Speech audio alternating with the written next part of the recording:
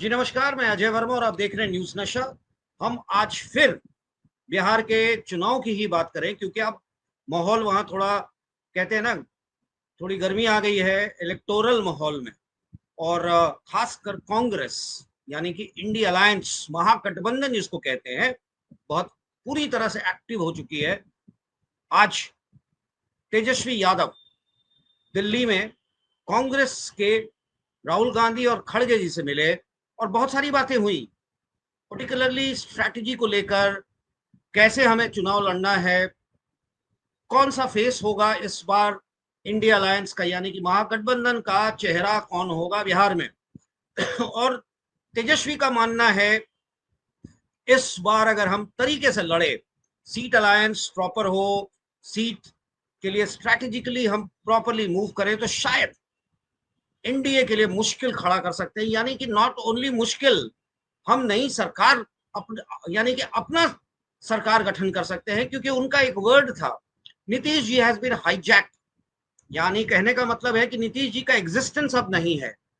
नीतीश जी वही कर रहे हैं जो एनडीए चाह रहा है और उनके हिसाब से, यानी कि इंडिया अलायंस के हिसाब से, ये मौका बहुत ही अनुकूल है महागठबंधन के लिए। और खास करके 14 तारीख को अंबेडकर जयंती के दौरान लोक जनशक्ति पार्टी के पशुपति पारस ने भी यह खुलकर कह दिया कि he is no more with NDA. अब किसके साथ जाएंगे? उनका कहना है कि जो भी बेहतर गठबंधन मिलेगा शायद हम उसके साथ चले जाएं। इंडिया अलायंस की कोशिश है कि पशुपति उनके साथ आ जाए, क्योंकि चिराग तो एनडीए के साथ है। वो दलित वोट्स को कैटेगराइज करना चाह रहे हैं, साधने की कोशिश है उनकी।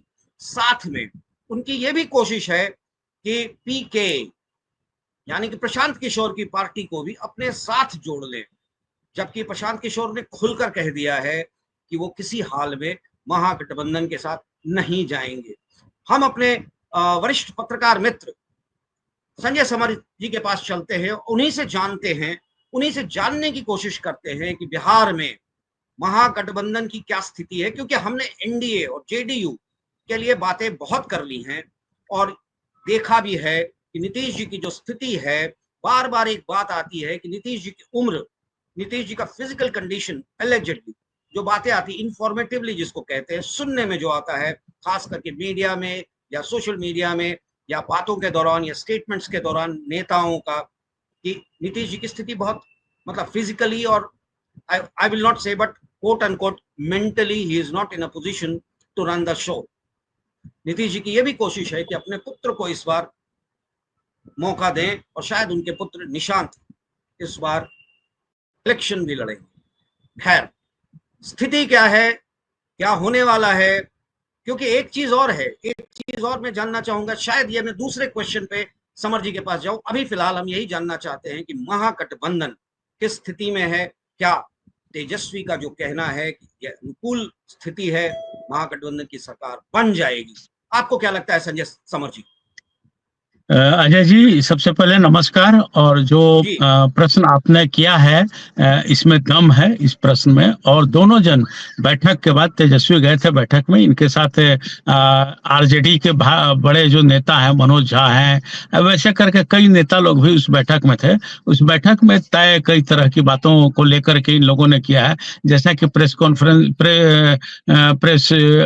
कॉन्फ्रेंस करके इन लोगों ने बताया, चाहे मीडिया से बात करते हुए तेजस्वी ने कहा या फिर विष्णु जी जो कांग्रेस के प्रभारी हैं, इन दोनों ने कहा कि बैठक सफलतापूर्वक हुई है। और चूंकि यह पहली बैठक है, अभी कई चीजों पर बातचीत हुई है जो बताया अभी नहीं जा सकता है, बताना थोड़ा सा जल्दी होगा।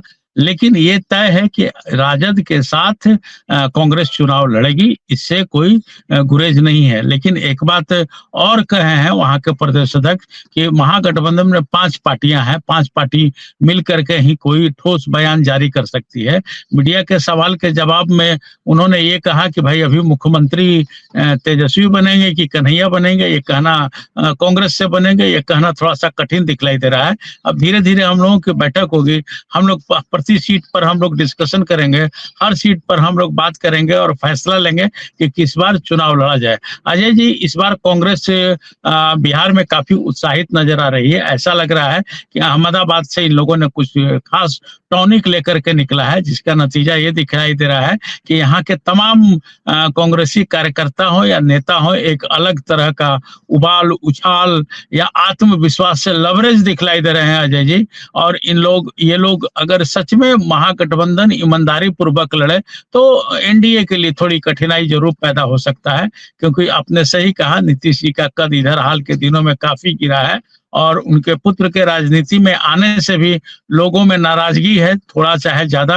लोग ये कह रहे हैं कि भाई अपने पुत्र के लिए तो जुगाड़ कर लिया, लेकिन बेरोजगारों के लिए क्या जुगाड़ कर रहे हैं, इस तरह की भी चर्चाएं आम हो गई हैं। तो इस बार नीतीश का वो जादू चलेगा नहीं चलेगा ये समय बताएगा, लेकिन उस पर थोड़ा सा डाउट दिखलाई दे रहा है अजय जी।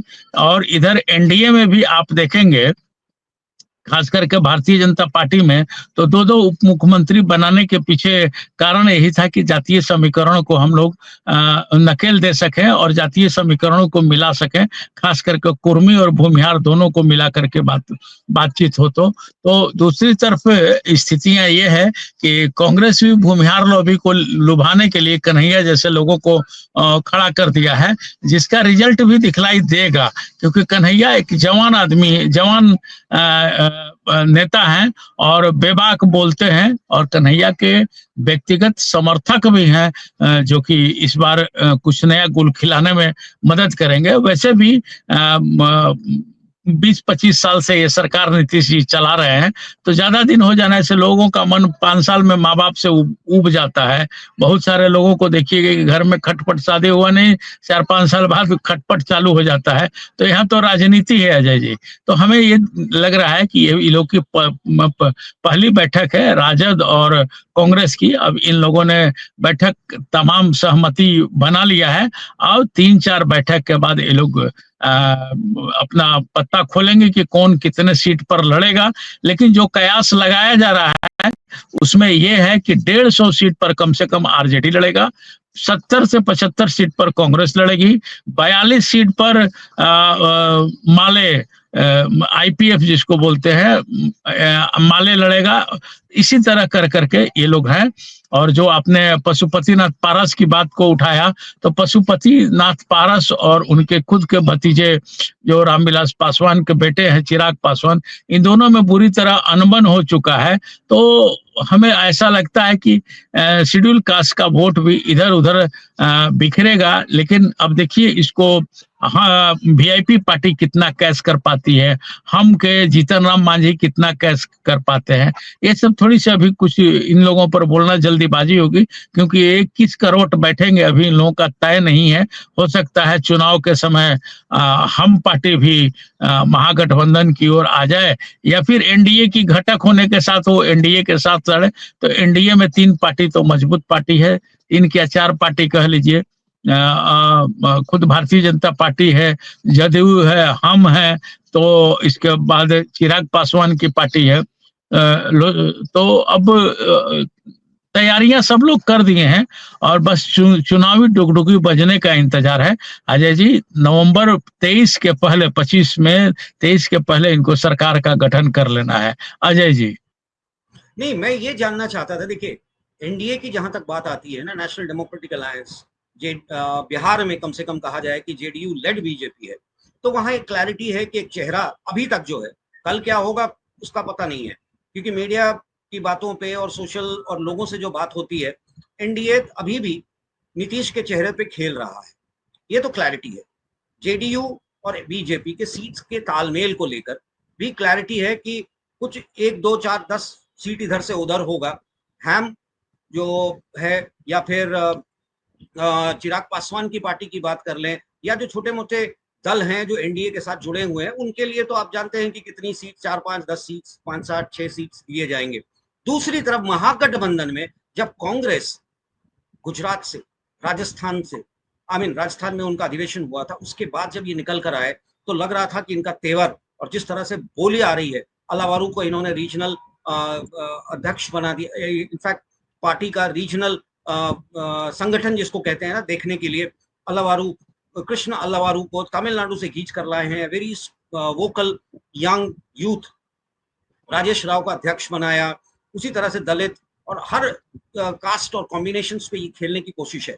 इस बार लग रहा है कि कांग्रेस पूरी तरह से तैयार है कि बिहार में कहीं ना कहीं वो चोट करेगी, और उनको लग रहा है कि स्थिति उनके फेवर में है। वैसी स्थिति में मैं आपसे जानना चाहता हूं कि अगर ये तीन बातें हुई हैं, combined strategy, combined narrative, combined implementation of manifesto, जो दिल्ली में बात हुई, और 17 अप्रैल को शायद पटना में भी मीटिंग है जिसमें कांग्रेस के बड़े नेता और तेजस्वी के बीच में मीटिंग होनी है, क्या ये तय हो सकता है? क्या इस बार कांग्रेस सेकंड रोल में प्ले करेगा या बड़े भाई का रोल प्ले करेगा, और चेहरा क्या तेजस्वी होगा या कोई नया चेहरा उभर के आएगा जिसको कि महागठबंधन प्रेजेंट करेगा अगेंस्ट नीतीश कुमार जी? देखिए अजय जी, आज इन बातों के का जवाब देने से दोनों लोग मुकरे हैं, चाहे तेजस्वी हो या विष्णु जी हो जो कांग्रेस के बिहार प्रभारी हैं। दोनों जन ने कहा है समय आने पर बताया जाएगा, क्योंकि मीडिया के सवाल का जवाब इन लोगों ने नहीं दिया है। मीडिया ने पूछा है कि भाई मुख्यमंत्री कौन बनेगा, इस सवाल का जवाब दोनों जन ने एक ही साथ कहा है कि यह वक्त आने पर बताया जाएगा, अभी बताना जल्दीबाजी होगी। दूसरी बात अजय जी, जो आपने कहा, आज के दिन में भी यादवों के नेता माने जाते हैं लालू प्रसाद यादव ही, इस बात को आपको भी मानना पड़ेगा। यादवों की संख्या लगभग 16% है, 14 से 16% है बिहार में। मुसलमानों की संख्या भी 17 से 18% है अजय जी। और इन लोगों ने जो कन्हैया को खड़ा किया है कांग्रेस ने, तो भूमिहार को भी ये लोग पटा ही लेंगे, जिनका संख्या 2 है। तो मोटा मोटी ये मान के चलिए कि 35% वोट ये लोग अपना दबा करके ले लिए हैं महागठबंधन के लोग। और आईपीएफ का जो माले संगठन है, माले के साथ एससी एसटी और कुछ बैकवर्ड कम्युनिटी के लोग भी जुड़े हुए हैं, क्योंकि ये लोग पूरी तरह से मजदूरों की लड़ाई लड़ते हैं। आज के दिन में आप देखेंगे कि 12 एमएलए हैं माले के वहाँ बिहार में। ये 42 सीट पर लड़ने का दावा कर रहे हैं, लेकिन इससे ज्यादा सीट पर भी ये लोग लड़ेंगे, और ये 12 तो ले आएंगे। आप देखेंगे ये भोजपुर में पूरी तरह से 4 संसदीय सीट है अजय जी, आरा हो जाता है, बक्सर हो जाता है, उधर रोहतास में भी 2 सीट हो जाता है। ये चारों के चारों सीट पर इन लोगों ने भारतीय जनता पार्टी को नकेल दे दिया है। और ये चार का मतलब हो गया 6 का 24 से 25 सीट होता है विधानसभा का। और इस विधानसभा में इस बार ऐसी संभावना दिखलाई दे रही है कि माले का सीट बढ़ेगा, घटेगा नहीं। जहानाबाद में भी माले काफी मजबूत स्थिति में है। मुजफ्फरपुर के तरफ भी अगर हम लोग जाते हैं तो वैशाली के तरफ भी 1-2 सीट निकालने का मादा रखती है माले। तो असर पड़ेगा, और ये पहला ही दौर में का बैठक है, इसमें बहुत सारा कुछ क्लियर नहीं हो पाता है, इसी से कयास लगाना थोड़ा मुश्किल लग रहा है। और जेहन में भी वो बात नहीं आ पा रही कि कौन कौन से चीजों को रखा जाए।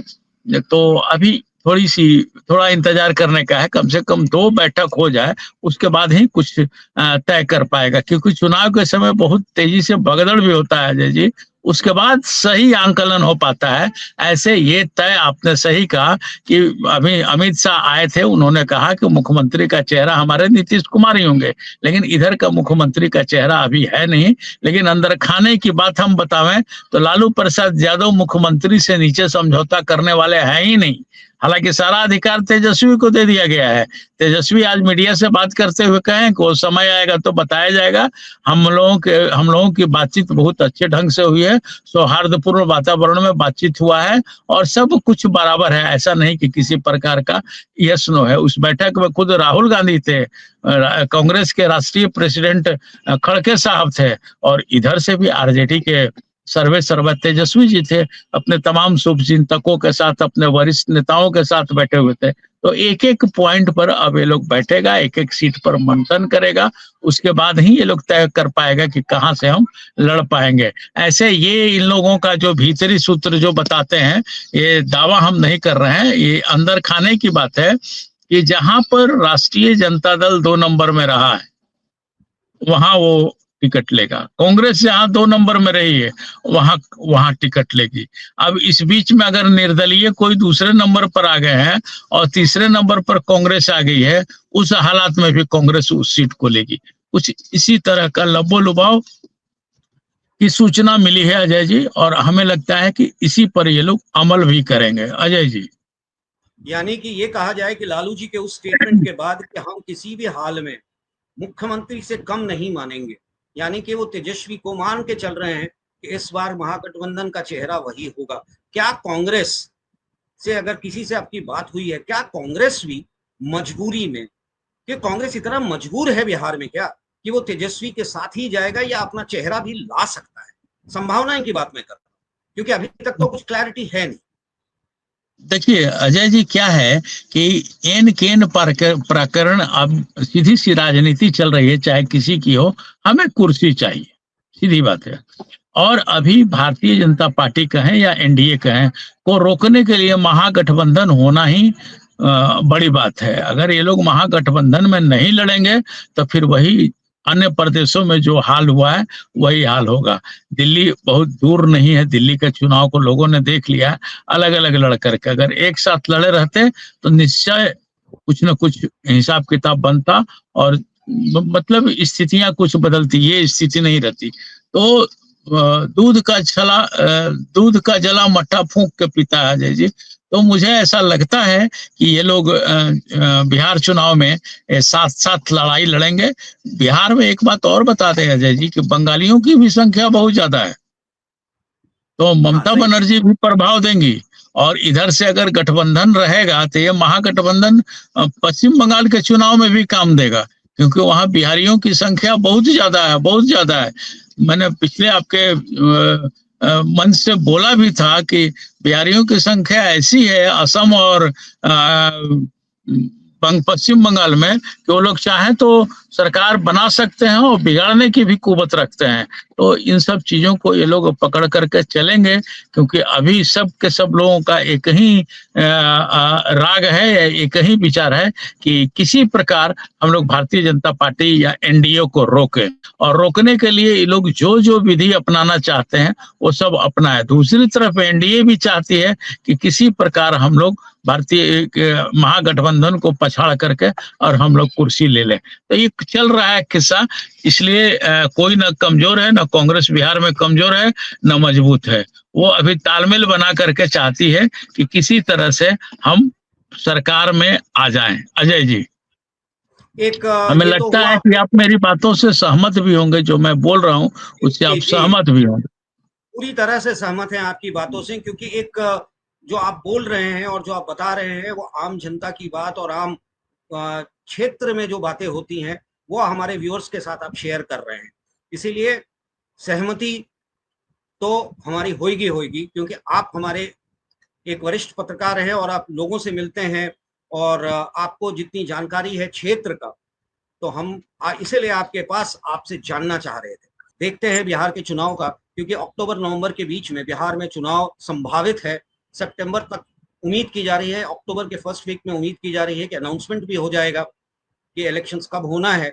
और देखना है कि इस बार Bharatiya Janata party lead NDA या जेडीयू लेड एनडीए नीतीश के साथ अपना चुनाव में उतरते हैं और महागठबंधन का चेहरा कौन होता है ये आने वाले समय में पता चलेगा। पॉलिटिकल इश्यूज क्या होंगी, आम जनता किस तरफ उनका रुझान होगा, ये समय के साथ खुलासा होगा। बहुत बहुत धन्यवाद संजय जी, हम आपसे इन्हीं मुद्दों पे मिलते रहेंगे, बात करते रहेंगे जी। बहुत धन्यवाद।